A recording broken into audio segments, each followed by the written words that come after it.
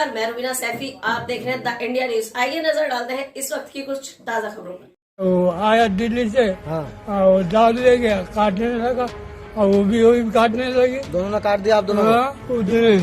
उसकी औरत ने मारा और वो भी मारा, दोनों दांव से काटे, दराज से काटे।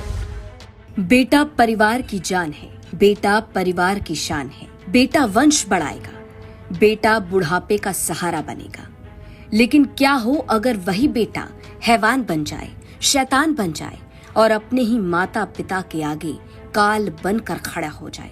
गाजियाबाद से खौफनाक खबर सुनने के बाद यही कहा जा रहा है कि ऐसी औलाद से अच्छा तो बे औलाद ही रहना।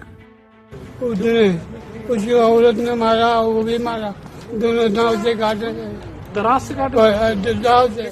इन बाबा की हालत ऐसी है कि हम आपको चेहरा तक नहीं दिखा सकते, क्योंकि चेहरे से लेकर पूरे शरीर पर सिर्फ खून ही खून है।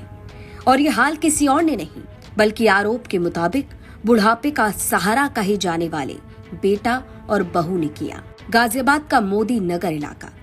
आरोप ये कि बेटे मनोज ने दराती उठाई, पहला वार मां पर किया और दूसरा पिता पर, और फिर घर में आग लगाने की कोशिश की गई। 65 साल की सुशीला आज भी मेरठ मेडिकल में सांसों की जंग लड़ रही हैं, और 70 साल के रमाशंकर, जिनकी आंखों में अब सिर्फ अंधेरा बचा है, और मनोज, वो बेटा जिसे कभी राजा बेटा कहकर पुकारा जाता था, आज हिरासत में है।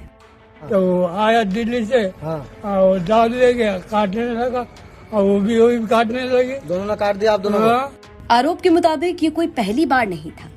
लगभग 1 महीने पहले बुजुर्ग दंपत्ति ने अपने बेटे मनोज और बहू किरण पर घर से निकालने और मकान पर कब्जा करने की मंशा से मारपीट के आरोप लगाए थे। यहाँ तक कि घटना वाले दिन कुछ घंटों पहले घर में सामान तोड़फोड़ को लेकर शिकायत पत्र दिया गया था, लेकिन आरोप के मुताबिक कोई ठोस कार्रवाई नहीं की गई और कुछ घंटों बाद घर में खूनी खेल शुरू हुआ।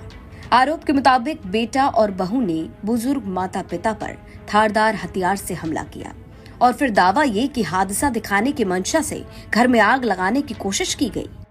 उसकी औरत ने मारा और वो भी मारा, दोनों दांव से काटे, दराज से काटे। किसने काटा बाबू? किसने काटा? अरे उसकी औरत काटी, फिर वो काटा। उसका क्या नाम है आपकी? क्या नाम है उसका? किरण ने काटा आपको? हाँ। ठीक है। किस को आई है चोट? मेरे आई है, मेरे घर वाली गई। अच्छा, वो भी भर्ती है यहीं पे? हाँ।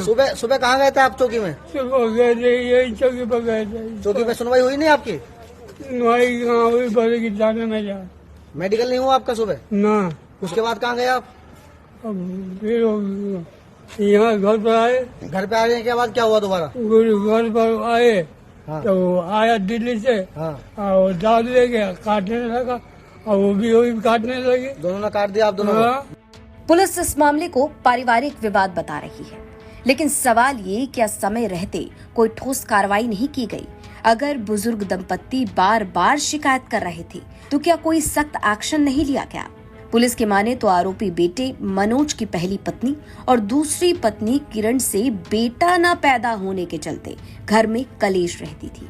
आरोप ये कि बेटा बहू माता पिता को घर से बाहर निकालना चाहते थे और घर पर कब्जा करना चाहते थे, इसीलिए ये जानलेवा हमला किया गया। अब पुलिस ने आरोपी बेटे मनोज को हिरासत में ले लिया है, वहीं आगे की कार्रवाई लगातार जारी है। सोचिए जरा, 1 महीने पहले भी मारपीट की शिकायत की गई, फिर भी कोई नहीं रुका, कोई नहीं समझा, कोई नहीं थमा, और अब हो गया ये खौफनाक कांड। गाजियाबाद से मयंक गौड़।